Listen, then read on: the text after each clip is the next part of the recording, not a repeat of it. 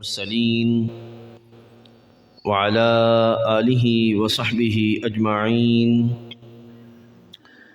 أما بعد فأعوذ بالله من الشيطان الرجيم بسم الله الرحمن الرحيم فمن يعمل مثقال ذرة خيرا يره وقال الله تعالى من عمل صالحا فلنفسه صدق الله مولانا العظيم وبلغنا رسوله النبي الكريم الأمين إن الله وملائكته يصلون على النبي يا أيها الذين آمنوا صلوا عليه وسلموا تسليما الصلاة والسلام عليك يا سيدي يا رسول الله وعلى آلك وأصحابك يا سيدي يا حبيب الله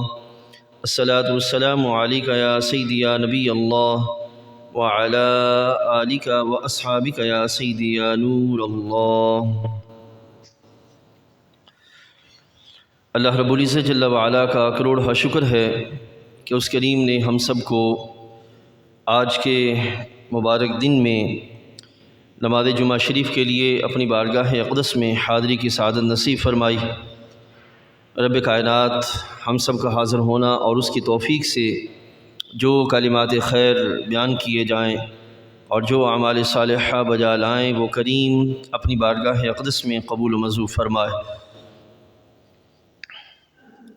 آج انشاءاللہ العزیز ہم آپ کے سامنے اعمال صالحہ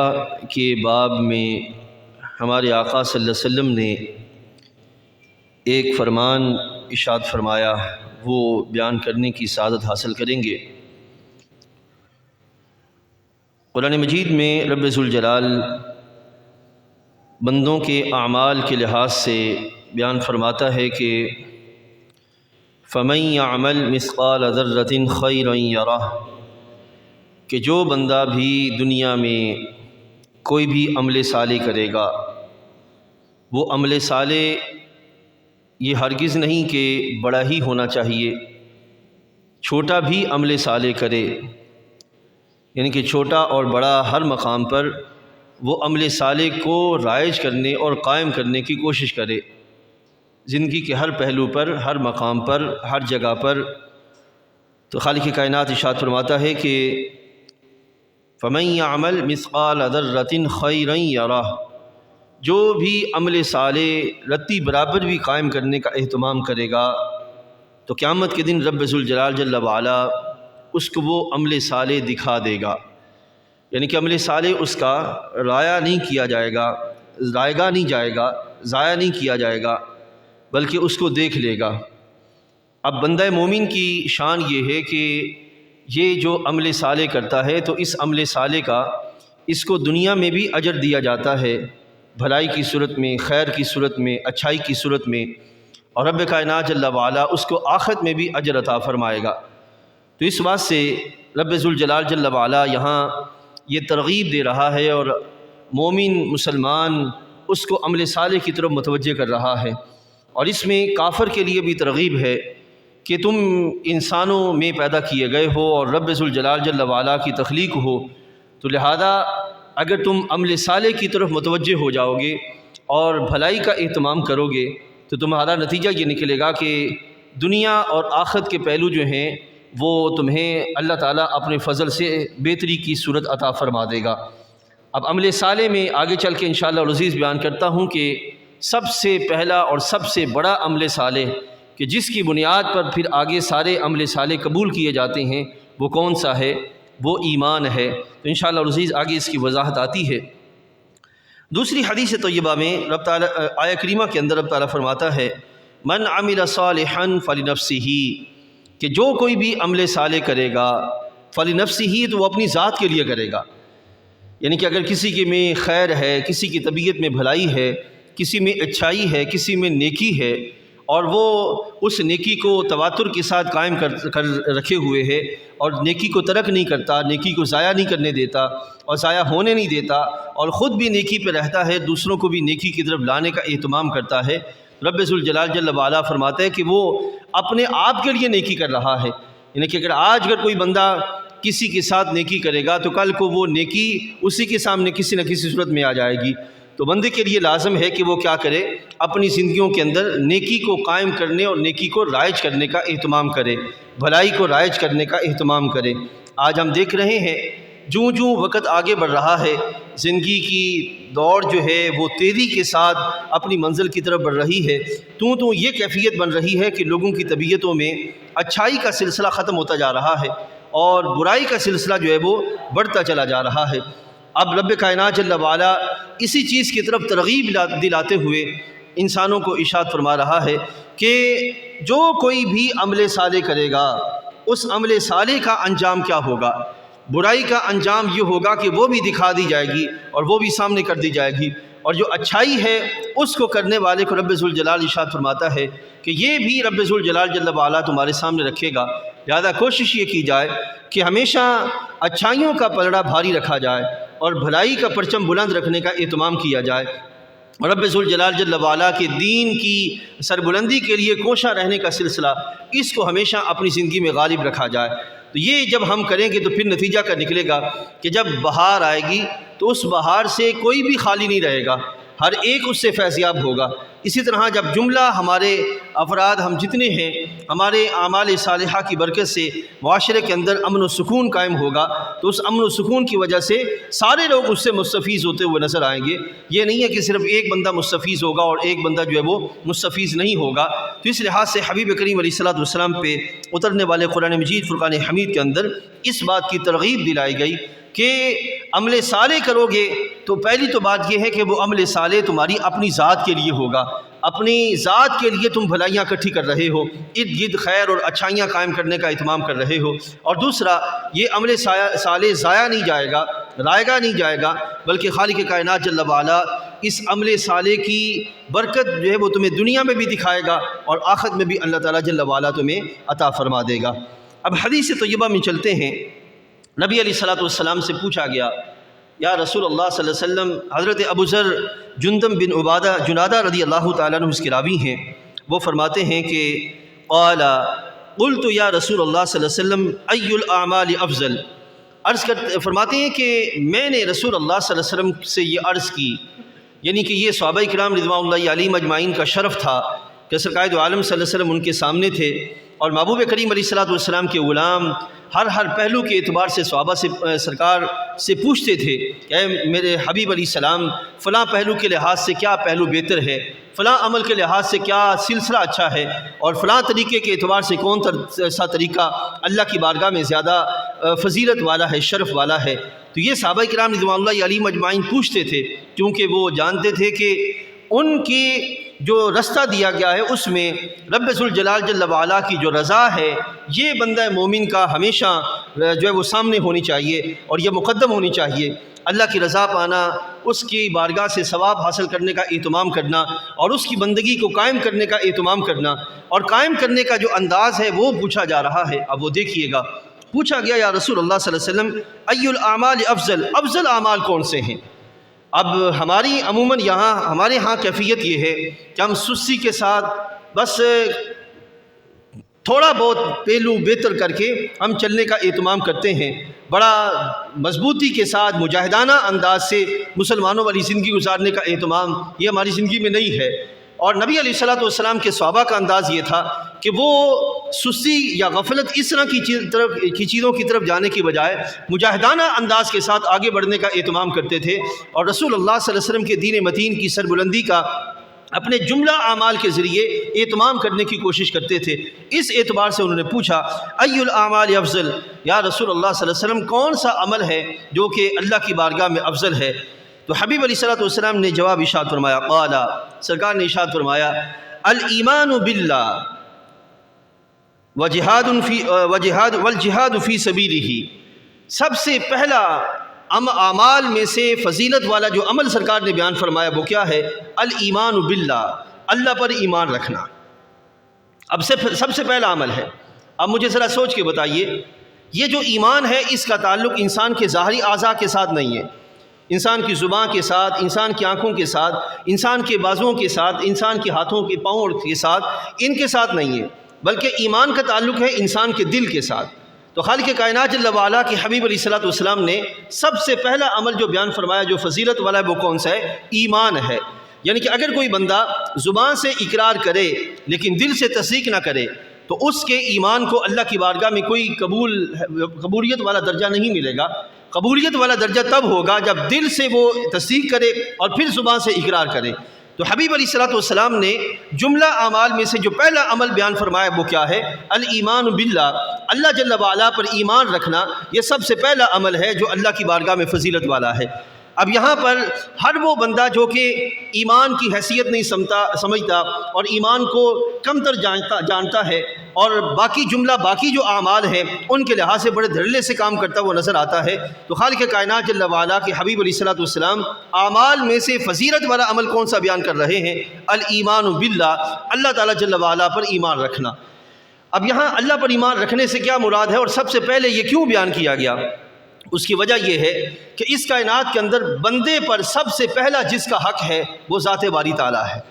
رب ذوالجلال جل وعلا ہے، اور اس کا حق کیا ہے کہ اس کو الہ مانا جائے، اس کو معبود برحق مانا جائے اور اس کو وحدہ لا شریک مانا جائے۔ یہ سب سے پہلا حق ہے جو بندے پر ہے، کس کا؟ رب ذوالجلال کا۔ اس اعتبار سے محبوب کریم علیہ الصلوۃ والسلام نے سب سے پہلا جو بیان فرمایا الایمان باللہ، اور دوسرا اس کا پر ایمان لانے کا مطلب یہ ہے کہ اس کو الہ مانتے ہوئے اس نے جو نظام عطا فرمایا اس کو تسلیم کرنے کا اہتمام کیا جائے، اور نظام وہ جملہ نظام ہدایت جس میں اس نے ہدایت کے لیے انبیاء علیہ السلام بھیجے اور ہمارے آقا حضرت سیدنا محمد الرسول اللہ صلی اللہ علیہ وسلم، یہ سارے پہلو اس ایمان میں داخل ہیں۔ تو اس اعتبار سے باقی سارے اعمال میں سے مقدم کیا ہے کہ ایمان رکھنا، یہ ایمان مقدم ہے۔ اگر کسی کے پاس یہ ایمان ہے تو سمجھیے کہ اس کے باقی اعمال کا سلسلہ بھی اللہ کی بارگاہ میں قبول ہو جائے گا، اور اگر کسی کے پاس ایمان نہیں ہے اور وہ باقی سارے اعمال کیے ہوئے ہیں، حبیب علیہ الصلوۃ والسلام کی کثیر حدیث طیبہ کے مطابق اس کے اعمال کی کوئی ویلیو نہیں ہوگی، اور دنیا میں اس کے اعمال کا انداز یہی ہوگا جیسے درخت سے سوکھے ہوئے پتے ہوتے ہیں کہ ٹوٹ کے گر پڑتے ہیں اور کوئی اللہ کی بارگاہ میں رتبہ اور مقام نہیں ہوتا۔ تو اس اعتبار سے سب سے پہلا جو عمل ہے وہ کون سا ہے؟ اللہ کی بارگاہ میں الایمان باللہ، رب ذوالجلال جل وعلا پر ایمان رکھنا۔ اور پھر یہاں یہ بھی دیکھیے قیامت کے دن جنت اللہ جل وعلا کی بارگاہ سے گناہوں کی معافی اور اس کا مختلف انعام و اکرام کی جو صورتیں ہیں وہ کس لحاظ سے ہیں؟ اس کا جو بڑا حقیقی جو سبب ہے وہ ہے اللہ تعالیٰ کی رضا، اللہ کی رضا نصیب ہو جائے، اور جو ظاہری سبب ہے جس کے سبب اللہ تعالیٰ اپنی رضا عطا کرے گا وہ کیا ہے؟ وہ ہے ایمان۔ اگر کسی کے پاس ایمان ہے اور ایمان سلامتی کے ساتھ وہ اپنی ساری زندگی گزار جاتا ہے یہاں تک کہ اس کی موت کا وقت آ جاتا ہے اور آخری کلمہ اس کا دنیا سے جاتے ہوئے لا الہ الا اللہ محمد الرسول اللہ صلی اللہ علیہ وسلم ہے، تو حبیب علیہ الصلوۃ والسلام کی کثیر احادیث طیبہ کے لحاظ سے رب کائنات جل وعلا اس پر اس کو اپنی بارگاہ سے جو مختلف انعام و اکرام عطا فرمائے گا وہ یہی ہوں گے کہ اس کے گناہ معاف کر دیے جائیں گے، جہنم سے آزادی ہو جائے گی، جنت عطا کی جائے گی، اور سب سے بڑا جو انعام رب عطا فرمائے گا وہ کیا ہوگا؟ اپنا دیدار عطا فرمائے گا۔ تو یہ انعام کس کے لیے ہے؟ اس کے لیے جو ایمان والا ہے، جو ایمان سلامتی کے ساتھ ہے۔ تو اس اعتبار سے میرے بھائیوں بڑا ضروری ہے ایمان کی حفاظت کی جائے اور ایمان کا تحفظ کیا جائے، اور ایمان کو کبھی بھی ہمیشہ اپنے پس پش نہ ڈالا جائے بلکہ اس کو مقدم رکھا جائے اور اس کو اپنا امام بنا کے چلنے کا اہتمام کیا جائے۔ یعنی کہ میں حدیث طیبہ ایک آپ کے سامنے رکھتا ہوں، اس کے لحاظ سے آپ کو اس کی اہمیت سمجھ آ جائے گی۔ ہمارے نبی علیہ الصلوۃ والسلام نے فرمایا کہ ایک مومن مسلمان اپنے گھر سے نکلے اور وہ روزی روٹی کمانے کے لیے آئے، لیکن ایمان کے تقاضوں کو پورا کرتا ہوا وہ حلال پر رہے، حلال کمائے اور حلال کے لیے پریشان ہو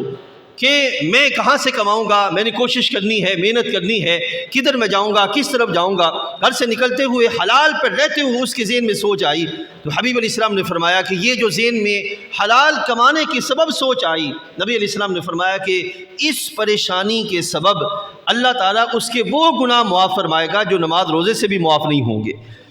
تو یہ کس کے سبب ہے؟ ایمان کے سبب ہے۔ اگر ایمان وہ مقدم رکھتا ہے، ایمان کو عزیز رکھتا ہے اور ایمان کو اپنا امام بناتا ہے تو اب اس کے لحاظ سے اللہ تعالیٰ جل وعلا اس بندے کو اپنے فضل کی بہاریں عطا فرمائے گا۔ تو مقدم کیا چیز ہے؟ ایمان ہے۔ تو اسی چیز کو نبی علیہ السلام نے فرمایا الایمان باللہ، کہ سب سے افضل عمل اللہ کی بارگاہ میں کیا ہے؟ اللہ تعالیٰ جل وعلا پر ایمان رکھنا۔ اور دوسرا عمل جو سرکار دو عالم صلی اللہ علیہ وسلم نے ارشاد فرمایا وہ ہے والجہاد فی سبیلہ۔ دوسرا جو عمل ہے اللہ کی بارگاہ میں جو سب سے بڑا ہے اور بڑا فضیلت والا ہے وہ ہے اللہ تعالیٰ کی راہ میں جہاد کرنا۔ اب یہاں پہ اللہ تعالیٰ کی راہ میں جہاد کرنے کا مطلب یہ ہرگز نہیں ہے کہ بندہ بندوق اٹھائے اور جو ہے وہ سرحد کی طرف چل پڑے، یا دشمن جہاں پہ جو ہے وہ لڑ رہے ہیں مسلمانوں کے ساتھ وہاں پہ چلنے کا اہتمام کرے صرف۔ ہاں اس میں کوئی شک نہیں ہے کہ وہ جہاد جو مسلح جہاد ہے وہ یقیناً وہ مرتبے والا ہے، مقام والا ہے، لیکن جب ضرورت پیش آئے تب، ہر وقت نہیں۔ ہاں سرحد کی حفاظت کے لیے اپنے آپ کو کھڑا کرنا یہ بھی ایک ذمہ داری ہے، لیکن یہاں پہ والجہاد فی سبیلہ ہی نبی علیہ الصلوۃ والسلام نے مطلقاً جہاد کی بات کی ہے، اور مطلقاً جہاد سے مراد یہ ہے کہ زندگی کے تمام شعبہ جات کے اندر وہ اپنی کوششوں کو جاری رکھے اور مجاہدانہ انداز کے ساتھ جاری رکھے۔ اور کس طرف جاری رکھے؟ والجہاد فی سبیلہ ہی، اپنی کوششوں کو اللہ تعالیٰ کی راہ کی طرف، اللہ کی رضا کی طرف، اس کے دین کی سربلندی کے لیے وہ کوشش کرنے کا اہتمام کرے۔ اس سے پتہ چلا کہ مومن کی جو ذمہ داری ہوتی ہے اور اس کی جو زندگی ہے وہ معذرت خواہانہ نہیں ہوتی، بزدلانہ نہیں ہوتی، بلکہ مجاہدانہ ہوتی ہے۔ کہیں ایک آیہ کریمہ رب تعالیٰ بیان فرماتا ہے وَجَاهِدُوا فِي اللَّهِ حَقَّ جِهَادِهِ، کہ جہاد کرو اللہ تعالیٰ کی راہ میں جیسے جہاد کرنے کا حق ہے۔ اور دوسری جگہ رب تعالیٰ فرماتا ہے وَالَّذِينَ جَاهَدُوا فِينَا لَنَهْدِيَنَّهُمْ سُبُلَنَا۔ تو کئی ایک حدیث طیبہ کے اندر آج ہماری جو زندگی کا طریقہ ہے یہ انتہائی معذرت کے ساتھ معذرت خواہانہ انداز ہم چل رہے ہیں، بزدلانہ انداز ہماری زندگیوں کے اندر آ گیا، مجاہدانہ انداز جو وہ ہماری زندگیوں میں نہیں ہے۔ اب مجھے ذرا سوچ کے بتائیے، ایک مثال آپ کے سامنے رکھتا ہوں کہ ایک بندہ اپنی روزی روٹی کے لیے صبح سے شام تک بھوک اور پیاس کے ساتھ وہ اپنے اڈے پہ کھڑا سب کچھ برداشت کرتا ہے، کیوں؟ اس لیے کہ میں 4 پیسے اپنے گھر والوں کے لیے لے جاؤں۔ لیکن جب اسی بندے کو شام کو کہا جائے کہ چلو نماز پڑھو یا اس دوران تم حلال کو قائم رکھنے کا اہتمام کرو، تو وہ بندہ سستی کرے گا کہ نہیں، روزی روٹی کمانی ہے جیسے مرضی کمائی جائے۔ تو یہاں پہ مومن کو طرز عمل سکھایا جا رہا ہے، مومن کو طریقہ سکھایا جا رہا ہے کہ تم نے زندگی گزارنی ہے تو کیسے گزارنی ہے۔ والجہاد فی سبیلہ، اگر روزی پہ اڈے پہ کھڑے ہو تو یہاں پہ تمہارا انداز کیا ہونا چاہیے؟ تم نے اگر کفر کے لحاظ سے جہاد کرنا ہے تو یہاں حرام کے لحاظ سے بھی جہاد کرنا ہے، اپنے نفس کے لحاظ سے بھی جہاد کرنا ہے، ہر طرح کی وہ بری عادتیں جو معاشرے کی تباہی کا سبب بنتی ہیں ان کے لحاظ سے بھی جہاد کرنے کا اہتمام کرنا ہے۔ تو یہ ساری چیزیں رب تعالیٰ نے حبیب علیہ الصلوۃ والسلام نے ایک جملے کے اندر بیان فرما دی، والجہاد فی سبیلہ۔ مجھے ذرا سوچ کے بتائیے، وہ بندہ جو بھٹی پر، فرنس پر 1000 درجہ ڈگری سینٹی گریڈ کے لیے وہ کھڑا ہو جائے اور نماز کے لیے جب کہا جائے تو کہے کہ مجھے گرمی لگتی ہے، تو اس کا مطلب یہ ہے کہ وہ دین کا شعور ہی نہیں رکھتا، اسے پتہ ہی نہیں ہے کہ دین کا شعور کیا ہے، دینی لحاظ سے میری ذمہ داریاں کیا ہیں۔ وہ پیٹ کے لیے تو 1000 درجہ ڈگری سینٹی گریڈ کے سامنے کھڑا ہونے کو تیار ہے، یا مال لوڈ کرنے کو یا دوسرے جو معاملات ہیں وہ کرنے کو تیار ہے، لیکن دینی جو معاملات ہیں ان میں ایک قدم بھی چلنے کو تیار نہیں ہے۔ اس کا مطلب یہ کہ اس کو شعور نہیں ہے، اس کو پتہ نہیں ہے۔ اسی طریقے سے کئی ایک ایسے پہلو ہیں کہ جس کی مثال میں آپ کے سامنے رکھ سکتا ہوں۔ ایک یہ ہے کہ بھئی کسی جگہ پر جو ہے وہ سیاسی جلسہ ہے، ہم نے اس سیاسی جلسے میں جانا ہے، بھئی ملے گا کیا؟ وہاں پہ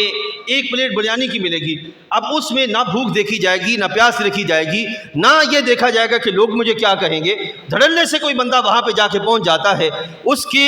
مقصد یہ نہیں ہے کہ میں نے اللہ کے دین کی سربلندی کے لیے کوشش کرنی ہے، بلکہ صرف اپنے تعلق داری کو نبھانے کے لیے میں ایسا کرتا ہوں۔ تو حبیب علیہ السلام نے فرمایا کہ اس کو 1 پلیٹ مل جائے گی، لیکن اس کو دنیا اور آخرت میں اللہ کے فضل کا پہلو اور مجاہدانہ انداز سے جو طرز عمل ہے وہ اس کے حصے میں نہیں آئے گا۔ تو یہ ہمارے حبیب علیہ الصلوۃ والسلام فرما رہے ہیں کہ جو افضل اعمال ہیں اور افضل طریقہ ہے زندگی گزارنے کا وہ کیا ہے؟ والجہاد فی سبیلہ، کہ مومن مسلمان جو ہے وہ اپنی زندگی مجاہدانہ انداز سے گزارے۔ اور مجاہدانہ انداز سے کس طرح؟ آپ دیکھتے ہیں کہ گلی محلے معاشرے کے اندر لوگ برائی دھڑلے سے کر رہے ہیں، لیکن نیکی کی طرف آنا اور دھڑلے سے نیکی کرنا یہ لوگوں کی طبیعتوں میں کمزوری آتی جا رہی ہے۔ تو یہ ہمارے حبیب علیہ السلام فرما رہے ہیں اللہ تعالیٰ کے دین کی سربلندی کے لیے، اس کی بارگاہ کے لائے ہوئے نظام کی سربلندی کے لیے مجاہدانہ انداز میں کوشش کرنا کہ حق بولنا ہے تو دھڑلے سے بولنا ہے، اچھائی کا اہتمام کرنا ہے تو خوب طریقے سے اور پوری قوت کے ساتھ اہتمام کرنا ہے۔ اسی طریقے سے میں یہاں آپ کے درمیان میں یہ بھی مثال رکھے دیتا ہوں، ہماری دنیا کی جو مجالس ہیں اس میں کتنی کثرت ہوتی ہے، فلاں کو بھی فون کر لیا جاتا ہے، فلاں دوست کو بھی بلا لیا جاتا ہے اور فلاں فرد کو بھی بلا لیا جاتا ہے، لیکن دین کی مجالس میں کتنی کمزوری ہے کہ وہاں پہ کہتے ہیں کہ چلو اخیر میں چلے جائیں گے، چند ایک دوست جا کے بیٹھ جائیں تب بھی جو وہ بات پوری ہو جائے گی۔ اب اس کے لحاظ سے نبی علیہ السلام فرمانے کہ والجہاد فی سبیلہ، کہ جملہ پہلوں کے اعتبار سے پوری کوشش کرنی ہے اور وہ کوشش اللہ کی رضا کی طرف ہونی چاہیے۔ تو یہ نبی علیہ السلام نے ارشاد فرمایا۔ اب آگے بڑھتے ہوئے نبی علیہ السلام سے پوچھا گیا یا رسول اللہ صلی اللہ علیہ وسلم قلت ای الرقاب افضل، عرض کیا یا رسول اللہ صلی اللہ علیہ وسلم کہ کون سا غلام آزاد کرنا یہ افضل ہے۔ اب اس دور میں تو غلاموں کی زندگی کا سلسلہ موجود تھا اور غلامی کا جو دور تھا وہ موجود تھا۔ اب آج کے اس دور کے اندر غلامی کا جو دور ہے وہ موجود نہیں ہے، لیکن اگر ظاہری طور پر موجود نہیں ہے تو ہم غیر شعوری طور پر غلامانہ زندگی ضرور بسر کر رہے ہیں، یہ ضرور ہماری زندگیوں کے اندر موجود ہے غیر شعوری طور پر۔ اب حدیث طیبہ میں سرکار سے پوچھا گیا، نبی علیہ السلام نے فرمایا قال انفسها عند اهلها افضل، قال انفسها عند اهلها واكثر ثمنا، نبی علیہ السلام نے فرمایا کہ وہ جو تمہارے نزدیک اور تمہارے گھر والوں کے نزدیک اچھا ہو اور اس کی قیمت بھی زیادہ ہو، یعنی کہ ایسا بندہ جو تمہارے گھر والوں کی یعنی کہ خدمت کا سلسلہ اچھا رکھتا ہو اور وہ قیمت کے اعتبار سے بھی جوان ہو، ایسے بندے کے لحاظ سے جو ہے وہ خرچ کرنا، ایسے غلام کو پر مال خرچ کرنا یہ زیادہ اللہ کی بارگاہ میں مقبول ہے۔ اب یہ ہے مال خرچ کرنا، اور دوسرا ہے اپنی خدمات اللہ کی راہ میں پیش کرنا، ٹھیک ہے نا، زیادہ اپنی خدمات پیش کرنا۔ اب آج کے اس دور کے اندر اپنی طبیعت کے اعتبار سے اگر نیکی ہوگی تو وہاں پر تو لاکھوں روپے خرچ کیے جائیں گے اور بڑے دھڑلے سے خرچ کیے جائیں گے طبیعت کے اعتبار سے، اور اگر دینی ضرورت کے اعتبار سے نیکی کا معاملہ ہوگا تو وہاں پہ 1500 دیکھ پر جو ہے وہ ترخانے کا اہتمام کیا جائے گا۔ یہ پہلو کیا ہے کہ یہ وہ پہلو نہیں ہے جو نبی علیہ السلام نے پسند فرمایا، اور یہ اس چیز کی طرف اشارہ ہے کہ ہماری طبیعتوں کے اندر، ہماری شعوری زندگی کے اندر جو ہے وہ کمزوری آ گئی ہے، ہم جانتے ہی نہیں ہیں کہ ہمارے حبیب علیہ السلام نے ہم سے کس چیز کا تقاضا کیا ہے۔ اب یہاں پوچھا گیا کہ وہ غلام جو تمہارے اہل و عیال کے نزدیک جو ہے وہ اچھا ہو، وہ اکثر ہوا ثمناً، اور اس کی قیمت جو ہے وہ تمہارے نزدیک جو ہے وہ سب سے زیادہ ہو، یعنی کہ وہاں پر مال خرچ کرنا زیادہ بہتر ہے جہاں پہ مال زیادہ لگتا ہے۔ ایک بندہ صاحب حیثیت ہے اور وہ کہے کہ میں 1000-2000 سے جو ہے وہ اپنا صدقے کا سلسلہ پورا کروں، حالانکہ دینی ضرورت اور ہے یا معاشرے میں نیکی کی ضرورت کسی اور پہلو سے بھی موجود ہے، تو میرے بھائیوں اس لحاظ سے، اور یہاں رک کے دیکھیے ہمارے آقا صلی اللہ علیہ وسلم نے ہمیشہ نیکیوں کے اعتبار سے اس چیز کی طرف لوگوں کو مدعو کیا جہاں کی ضرورت زیادہ تھی،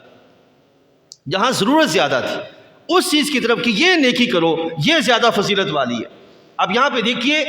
محبوب کریم علیہ السلام کیا فرما رہے ہیں کہ غلام خرید کے آزاد کرو اور اس پہ پیسہ خرچ کرو، تو اس وقت اسلام غلامی کا جو دور ہے اس کو ختم کر رہا تھا کہ غلام کو خرید کے آزاد کرنا یہ غلامی کے دور کو ختم کرنے کا سلسلہ تھا۔ آج اسلام پہ جو وہ تھوپا جاتا ہے اور ہمارے مسلمان ناسمجھی کے سبب ہاں کہتے ہیں ہاں اسلام نے غلامی کا دور شروع کیا، ہاں اسلام جو ہے وہ غلامی کے دور کو پسند کرتا ہے۔ نہیں میرے بھائیوں، اسلام غلامی کے دور کو پسند نہیں کرتا۔ ہمارے نبی علیہ السلام نے غلاموں کو خرید کر آزاد کرنے کا جو سلسلہ ہے سرکار نے وہ رائج کیا، نہ کہ جو ہے وہ غلامی کو قائم کرنے کا سلسلہ وہ رائج کیا۔ تو حبیب علیہ السلام نے ایسے ہی ایک حدیث طیبہ کے اندر محبوب علیہ السلام کی بارگاہ میں پوچھا گیا یا رسول اللہ صلی اللہ علیہ وسلم میری والدہ فوت ہو گئی ہیں تو میں ان کے لیے کیا صدقہ کروں؟ اب اس وقت ضرورت تھی کہ پانی خرچ کیا جائے، تو حبیب کریم علیہ السلام نے فرمایا کہ تم ایک کنواں کھودو اور کھود کر اللہ کی راہ میں وقف کر ڈالو، تو وہ کنواں تمہارے لیے قیامت تک کے لیے تمہاری والدہ کے ایصال ثواب کا سبب بن جائے گا۔ تو یہ ضرورت کے اعتبار سے کہ اس دور کی ضرورت کیا ہے،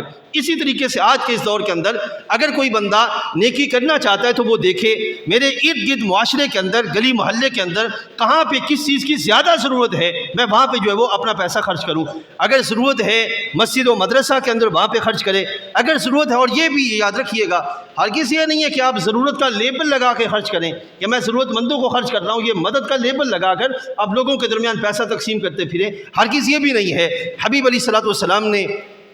عزت نفس کو مجروح کرنے سے روکنے کا حکم دیا ہے کہ عزت نفس کی کسی کی مجروح نہ کی جائے۔ اگر کوئی بندہ کسی کو زکوٰۃ دینا چاہتا ہے اور وہ سمجھتا ہے کہ فلاں بندہ جو ہے وہ زکوٰۃ کا مستحق ہے، تو اس کو پتہ ہونا چاہیے کہ میں زکوٰۃ دے رہا ہوں، اور پتہ ہونا چاہیے کہ میں جس کو زکوٰۃ دے رہا ہوں وہ مستحق ہے۔ باقی اگر اس کو نہ بھی بتائے تو زکوٰۃ ہو جائے گی، تحفہ کر کے دے دیا جائے، ہبہ کر کے دے دیا جائے، یا اور کوئی صورت بنا لی جائے تاکہ اس کی عزت نفس جو ہے وہ مجروح رہے۔ اسی طریقے سے میرے بھائیو آج کے اس دور کے اندر آپ دیکھ رہے ہیں کہ تیزی سے معاشرے میں جو لوگوں کی قوت خرید جو ہے وہ کم ہوتی چلی جا رہی ہے، جو حالات ہیں بڑی تیزی سے شدت کی طرف بڑھ رہے ہیں اور قوت خرید کم ہو رہی ہے۔ ایسے میں میرے بھائیو دوستو کوشش کریں، جو واقعی اللہ رب العزت نے جن کو مال عطا فرمایا وہ دیکھیے کہ معاشرے کے اندر کہاں کس کی کیا ضرورت ہے، وہ غیر محسوس طریقے سے اس کی ضرورت پورا کرنے کا اہتمام کریں، غیر محسوس طریقے سے۔ مثال کے طور پر پرچون کی دکان پر جا کر آپ وہاں پہ لکھوا دیں کہ اگر کوئی واقعی ضرورت مند آپ کے پاس آئے اور کہے کہ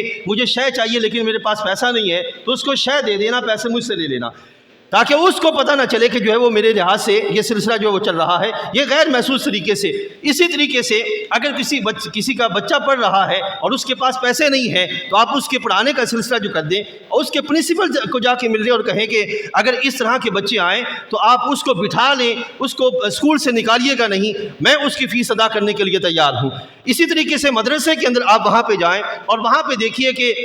لوگ کیوں پڑھنا چھوڑ رہے ہیں، ضروریات کم ہیں یا اور کوئی دوسرا معاملہ ہے، یا کیوں اساتذہ پڑھانا چھوڑ رہے ہیں، تو وہاں پہ جائیں اور جا کے کہیں کہ جناب یہ مالی ضرورت ہے، جہاں کہیں بھی ہوگا آپ مجھے فون کیجئے، جتنی ہوگی میں پورا کرنے کے تیار ہوں، لیکن کوئی بچہ یہاں سے دین پڑھنا چھوڑ کے نہ جائے، کوئی استاد یہاں پہ دین پڑھانا چھوڑ کے نہ جائے۔ تو یہ جو ضروریات ہیں، اسی طرح مسجدوں کے اندر سوچیں ایک لمحے کے لیے کہ بیکن ہاؤس سکول سسٹم، اگر اس کا سکول فنڈ جو ہے وہ لاکھوں روپے جا رہا ہو اور مساجد کا سکول جو فنڈ ہے وہ زیرو بھی نہ ہو، اور یہ کہا جائے کہ جو دین والے ہیں وہ غربت میں رہے تو وہی اچھا لگتا ہے، تو مجھے ذرا سوچ کے بتائیے اس سے بڑھ کے مسلمانوں کی شعوری اعتبار سے کمزوری اور کیا ہو سکتی ہے۔ تو اس اعتبار سے میرے بھائیوں کوشش کریں اپنا مال اس مقام پہ صرف کرنے کا اہتمام کیا جائے جہاں پہ واقعی ضرورت ہے اور جہاں پہ جو ہے وہ دین اس وقت تقاضا کر رہا ہے۔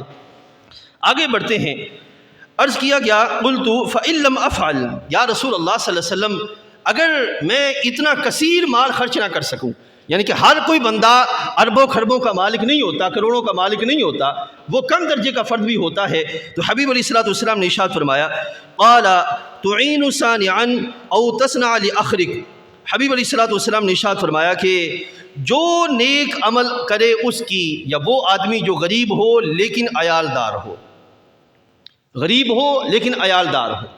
ٹھیک ہے نا، نیک عمل کرے اس کی مدد کرو۔ میں یہاں آپ جتنے دوست احباب بیٹھے ہیں میرے بھائیوں، ہمیں خود سوچنا ہے اپنے بارے میں، اور خود سوچنا ہے اسلام کے بارے میں، خود سوچنا ہے اسلامی سوسائٹی کو، سوسائٹی کے اعتبار سے اس میں اسلام قائم رکھنے کے بارے میں، یہ ہم نے خود سوچنا ہے۔ باہر سے آ کے کوئی نہیں سوچے گا، اور باہر سے آ کے نہ ہی کوئی کہے گا کہ جناب آپ کے اسلام کا یہ حال ہو رہا ہے، آپ اس کے لحاظ سے یہ اہتمام کیجئے، کوئی بھی آ کے نہیں سوچے گا۔ یہ ہم نے خود سوچنا ہے، جس طرح اپنے گھر کے لیے ہم نے خود سوچنا ہے اور گھر میں دین کو قائم رکھنے کے لحاظ سے ہم نے خود سوچنے کا اہتمام کرنا ہے، اسی طرح سوسائٹی کے اندر میں یہاں پہ آپ کو عرض کروں، اگر کوئی بندہ نیک ہے لیکن معاشی کمزوریوں کا شکار ہے تو کوشش کیجئے اس کی جو نیکی ہے معاشی کمزوریوں کے سبب اس کے ہاتھوں سے نکل نہ جائے۔ کیوں؟ ہمارے نبی علیہ السلام نے فرمایا معاشی کمزوریاں یہ چلتے چلتے بندے کو کفر تک لے جاتی ہیں،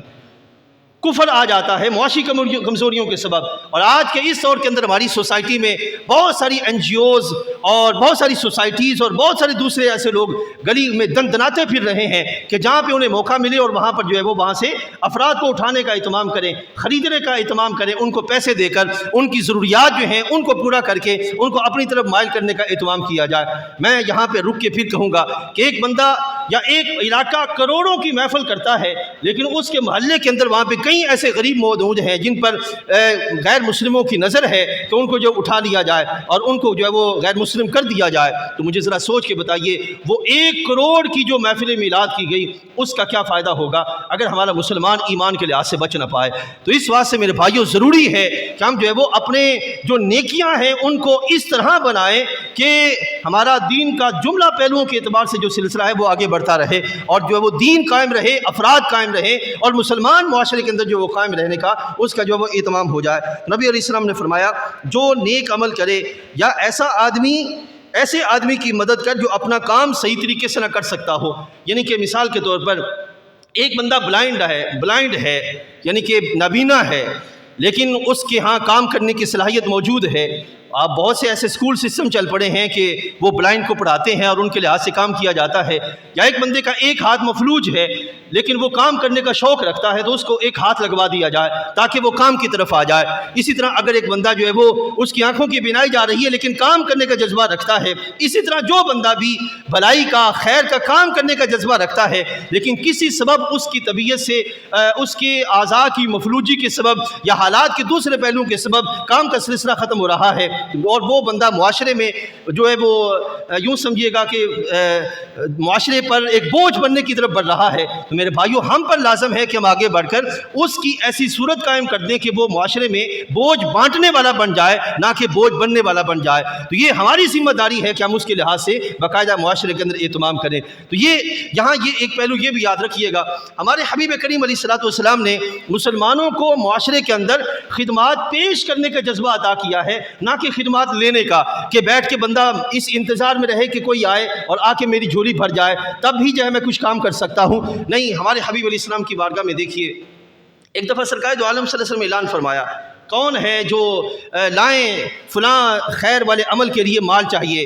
حبیب کریم علیہ السلام کی جملہ صحابہ کرام لائے اپنے اپنے حصے کا مال۔ ایک صحابی رضی اللہ تعالیٰ عنہ ان کے پاس مال کے اعتبار سے کمی تھی، انہوں نے کیا کیا کہ گئے رات کو اور ایک یہودی کے ساتھ جو ہے وہ اس وقت معاہدہ کیا، رات بھر اس کے باغ کو جو ہے وہ پانی دیتے رہے اور صبح کے وقت معاہدہ کتنا تھا کہ رات بھر میں پانی دوں گا اور صبح کے وقت 1 کلو کھجوریں، 1 سیر کھجور جو ہے وہ تمہیں اس معاہدے کے عوض ملے گا۔ انہوں نے ایسے ہی کیا، رات بھر پانی دیا اور صبح 1 کلو کھجور لے کر سرکار کی بارگاہ میں چلے۔ اب نبی علیہ السلام کی بارگاہ میں جب پہنچے تو دیکھا کہ کھجوروں کا ڈھیر لگا ہوا ہے اور ان کے ہاتھ میں صرف 1 کلو کھجور ہے۔ آج بہت سے ہمارے دوست ایسے ہیں، بھئی میں کیا کر سکتا ہوں، میرے پاس چند روپے ہیں یا میرے پاس چند کلام ہے، تھوڑا سا کلام ہے یا تھوڑی سی صلاحیت ہے، میں اس سے کیا کر سکوں گا، کیا معاشرے کے اندر میرا حصہ بنے گا؟ تو میرے بھائیو یاد رکھیے گا، اگر آگ بجھانے کے لیے چڑیا بھی اپنا جو ہے وہ چونچ میں پانی لے کے آ جائے تو وہ بھی آگ بجھانے والوں میں شمار کی جائے گی۔ اسی طریقے سے سوسائٹی کے اندر اگر کوئی بندہ خیر قائم کرنے کے لیے اپنے چند قدم ہی چل کے جو وہ چلا جائے تو وہ بندہ بھی خیر والوں میں شمار کر لیا جائے گا۔ تو یہ اس حدیث طیبہ میں محبوب کریم علیہ السلام کے وہ صحابی 1 کلو کھجور لائے اور لا کر نبی علیہ السلام کی بارگاہ میں پیش کی تو حبیب علیہ السلام نے وہ 1 کلو کھجور اٹھا کر اس ڈھیر کھجوروں کے اوپر رکھ دی، اس کے اوپر رکھ دی۔ اب اس کا مطلب کیا بتانا تھا کہ تمہارے اخلاص کی برکت سے یہ 1 کلو کھجور اس ڈھیر کھجور سے زیادہ بھاری ہو گئی ہے۔ تو یہ ہے کہ اگر کوئی بندہ اپنے پاس مال کے اعتبار سے کوئی صلاحیت نہیں رکھتا کہ وہ مال خرچ کرے گا، اگر وہ زبان سے بول کے کسی کو خیر کی طرف مائل کر سکتا ہے یا